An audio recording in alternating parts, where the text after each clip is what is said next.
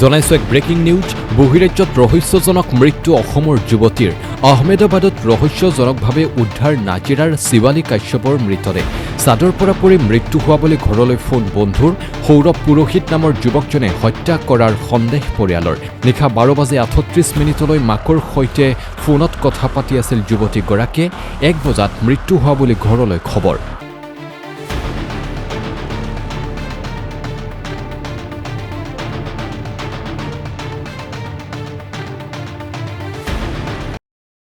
নামটো শিৱালী কাশ্যপ। ঘৰত আমি বাৰ্বি বুলি মাতোঁ। কালি ৰাতি যেতিয়া ল'ৰাটোৱে 2 বজাত মোলৈ ফোন কৰিছে, তেতিয়া মই কি হ'ল ইমান ৰাতিপুৱা ফোন কৰিছে, খবৰ এটা আছে। তেতিয়া আমি কি খবৰ, বাৰ্বি আৰু এই পৃথিৱীত নাই। এতিয়া মই ক'লোঁ কি কথা কৈছে, বাৰ্বি নাই আৰু। সি কান্দি কান্দি চিঞৰি চিঞৰি কৈছে বাৰ্বি এই পৃথিৱীত নাই। কি হ'ল কচোন, ঘটনাটো কওক। বোলে এনেকৈ হেৰিয়ে ফোন কৰিছে, এই সৌৰভে ফোন কৰিছে। সৌৰভ মানে শিৱালী কাশ্যপ।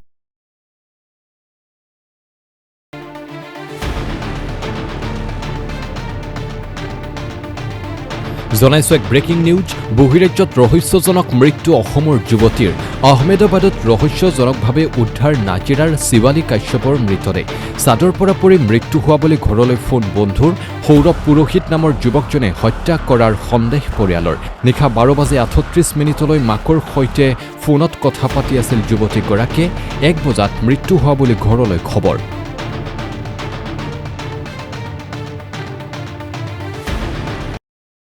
নামটো শিৱালী কাশ্যপ।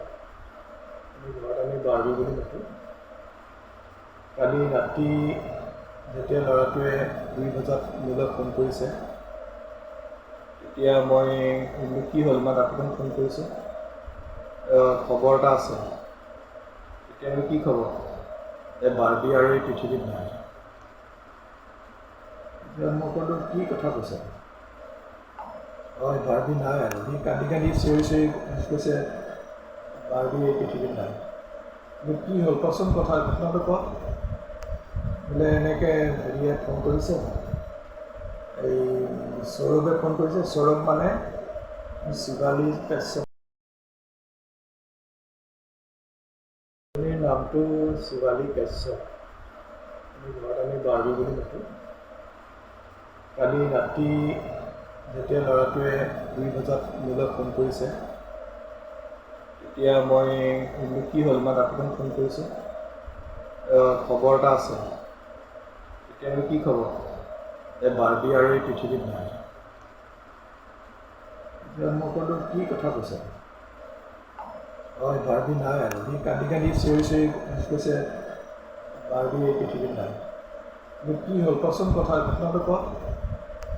বোলে এনেকৈ হেৰিয়ে ফোন কৰিছে, এই সৌৰভে ফোন কৰিছে। সৌৰভ মানে শিৱালী কাশ্যপ।